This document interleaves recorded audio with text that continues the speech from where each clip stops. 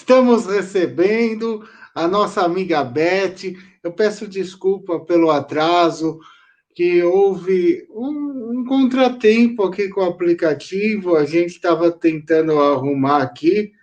E para vocês que estão acompanhando a nossa Casa Espírita, a live, eu peço desculpa a esse atraso e já foi solucionado.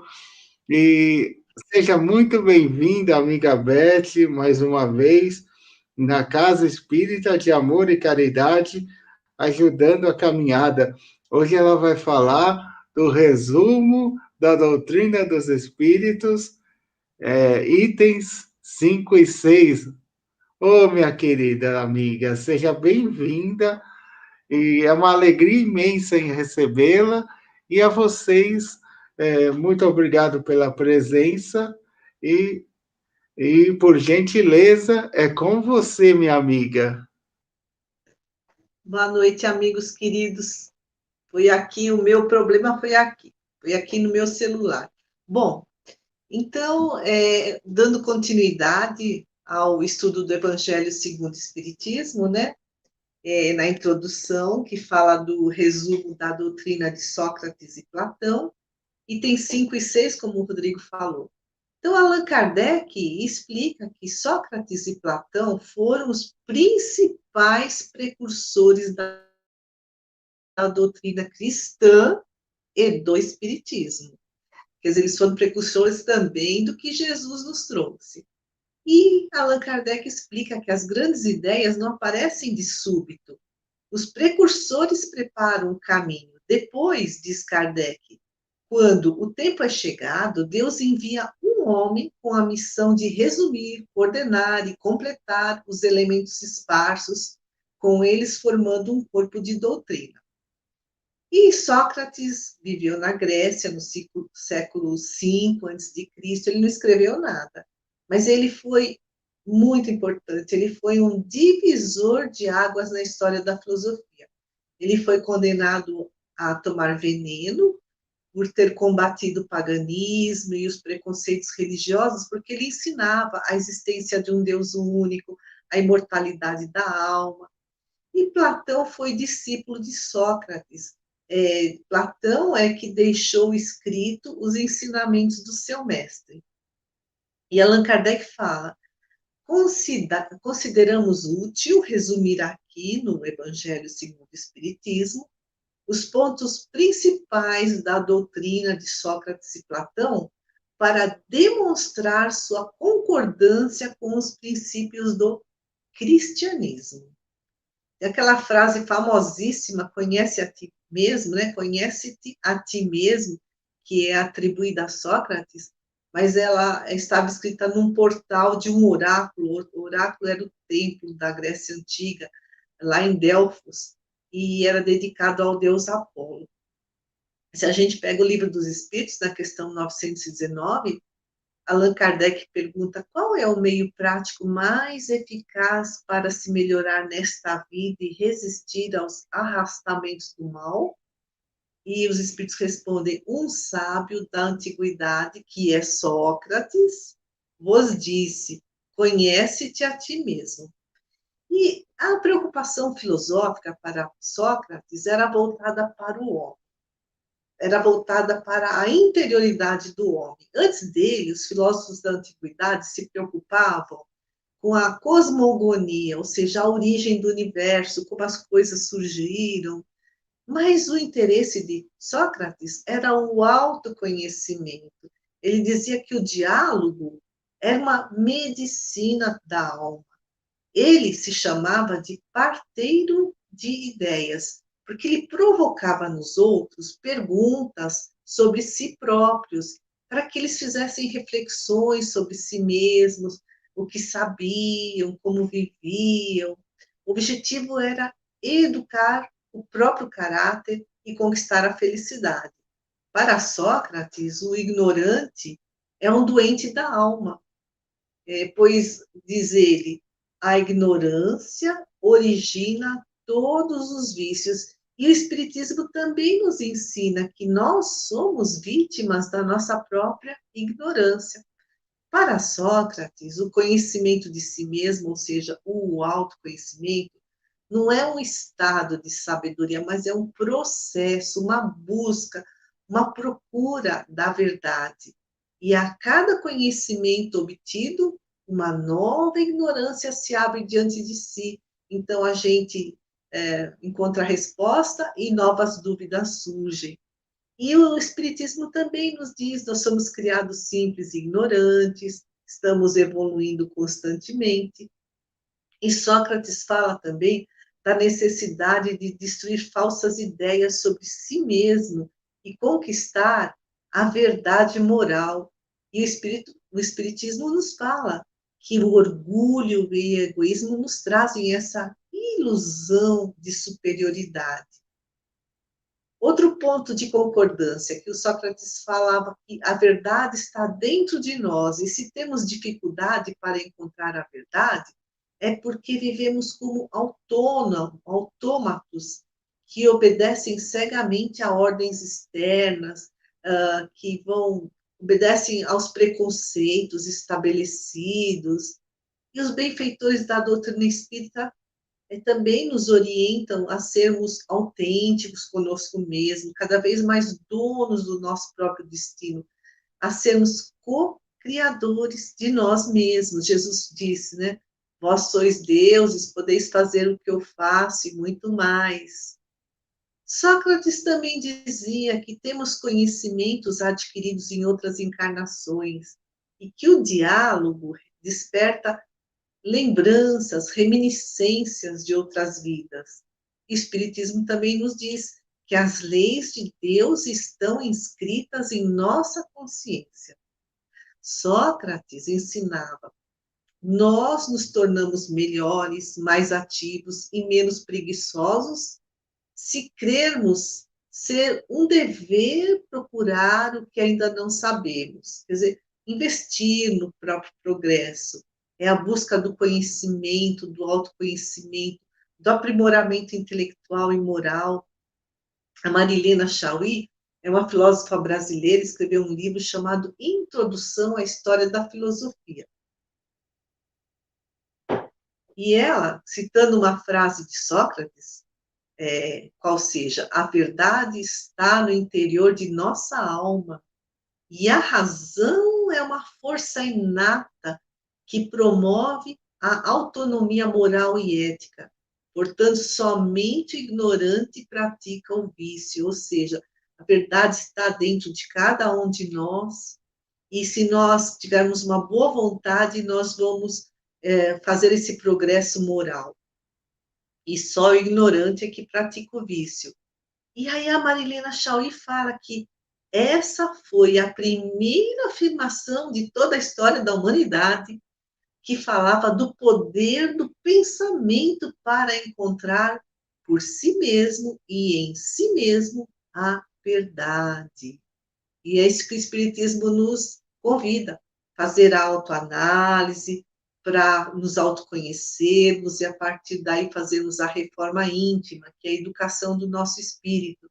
Essa é a proposta do Espiritismo. E a filosofia espírita também diz, né? É preciso conhecer e praticar as leis morais, extraindo a verdade de nós mesmos, pois as leis estão inscritas na nossa consciência. E a causa do erro é a ignorância dessas leis. E que esse aprendizado é lento, é contínuo, é um processo que depende do nosso esforço.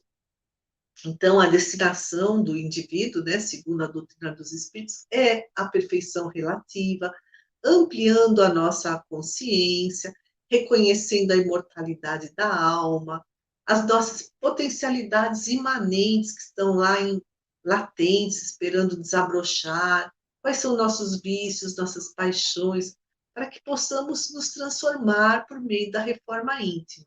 Então, olha quantos pontos de concordância entre a doutrina de Sócrates, e que foi escrita por Platão, e a doutrina espírita e os ensinamentos de Jesus.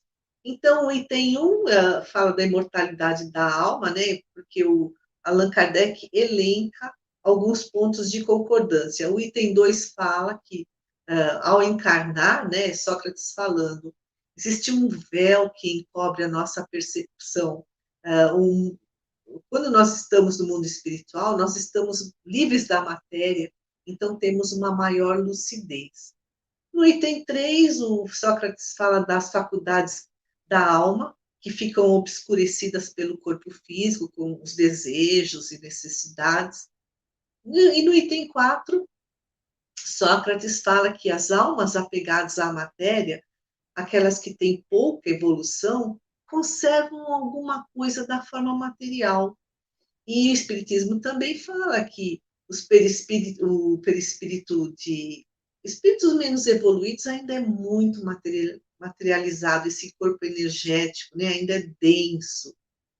E Sócrates fala que as almas purificadas, elas já estão livres da reencarnação. Ponto de concordância com a doutrina espírita. Então, Allan Kardec apresenta 21 itens de comparação entre a doutrina de Sócrates e Platão e a doutrina espírita. E hoje nós vamos examinar, assim, com um pouquinho mais de detalhe, né, 2 itens, é o item 5 e 6. No item 5, fala do daimon, porque Sócrates ouviu uma voz. Essa voz, na sua cabeça, transmitia mensagens, ensinamentos, ele chamava de daimon. Hoje em dia, os psiquiatras e psicólogos iam dizer que isso é alucinação auditiva, né? Mas eram sinais de mediunidade, era um contato com o plano espiritual. E com o tempo, daimon sofreu a ideia de daimon sofreu uma influência negativa da Igreja Católica, sabe? Essa comunicação não é do Espírito Santo, não ocorre dentro da igreja, ou entre os padres, então só pode ser o demônio. É assim que, né, aconteceu ao longo da história. Então, mas a palavra daimon é uma palavra grega que significa entidades espirituais, que estão numa condição evolutiva entre o anjo e o homem. E olha que interessante, eudaimonia, daimon é esse mentor, né? Eudaimonia significa felicidade. Então, ser feliz é viver sob a influência de um bom daimon, né? Seguir os conselhos dos nossos mentores, dos nossos anjos da guarda. Então, vamos lá para o Evangelho segundo o Espiritismo, que nos diz Sócrates. Após a nossa morte, o gênio, daimon, demon, que nos havia sido designado durante a vida, nos leva a algum lugar onde se reúnem todos os que devem ser conduzidos ao Hades, para o julgamento. As almas, depois de permanecerem no Hades o tempo necessário, são reconduzidas a esta vida por numerosos e longos períodos. Hades era um deus na mitologia grega, era o deus dos mortos, o dono do mundo inferior. E as almas, após a morte, né, eram conduzidas ao Hades para serem julgadas, e lá ficavam o tempo necessário até reencarnarem. E esse vai e vem, né, do plano da matéria para o plano espiritual, levaria um longo tempo. Isso é o que Sócrates falou. Aí Allan Kardec complementa. Esta é a doutrina dos anjos guardiães ou espíritos protetores e das reencarnações sucessivas após intervalos mais ou menos longos de erraticidade, quer dizer, erraticidade, indo e vindo, né? E o item 6, o Evangelho segundo o Espiritismo, né, nos traz que Sócrates disse, né? Os demônios, que são os daimons, preenchem o espaço que separa o céu da terra.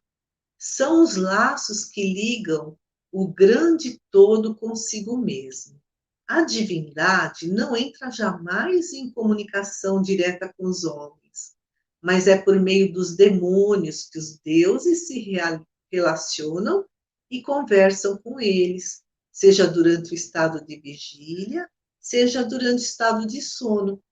Então, Deus também, né, segundo a doutrina espírita, não se comunica diretamente conosco, envia seus mensageiros, se comunicam conosco ou pelo estado de vigília, que Sócrates fala, né, o daimon, que é a clara audiência, ele mesmo ouvia, né, quando estava desperto, ou durante o sono. Então, Allan Kardec explica que, nesse item 6, a palavra daimon, da qual se originou o demônio, não era tomada no mau sentido pela antiguidade, como entre os modernos, né? Hoje em dia, né? As pessoas entendem que demônio é um espírito muito mau. Então, mudou, né, o significado dessa palavra. Aí continua Allan Kardec.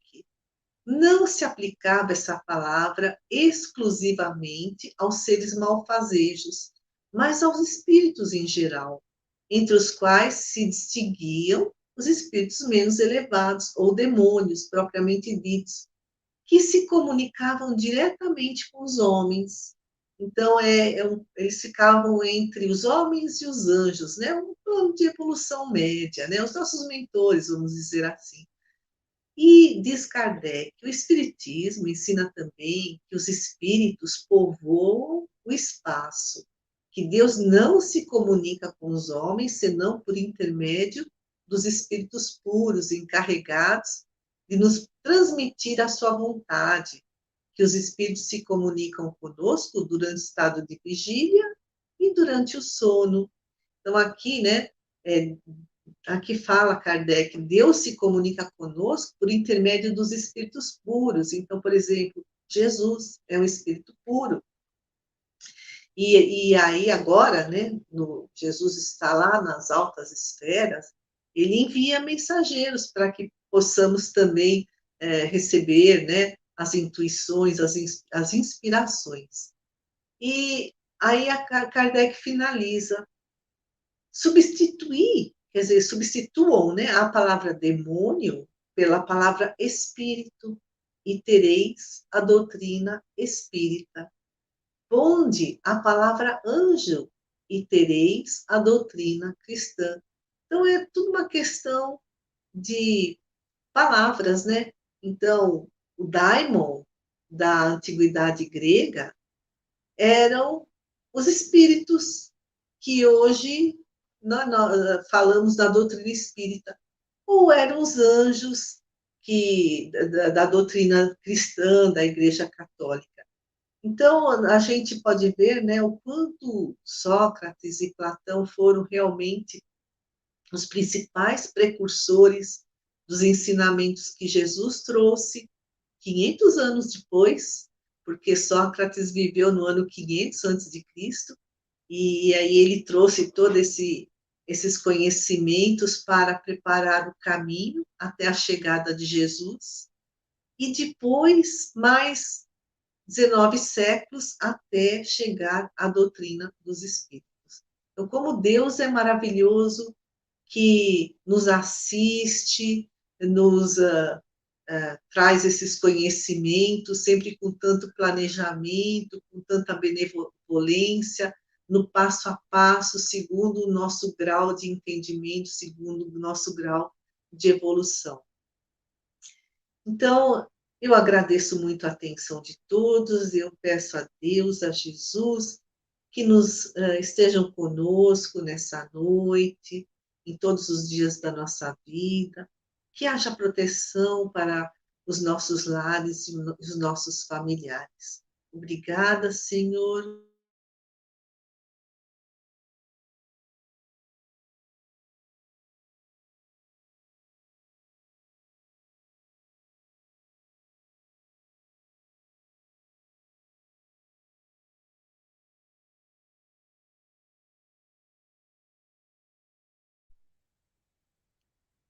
Boa noite a todos.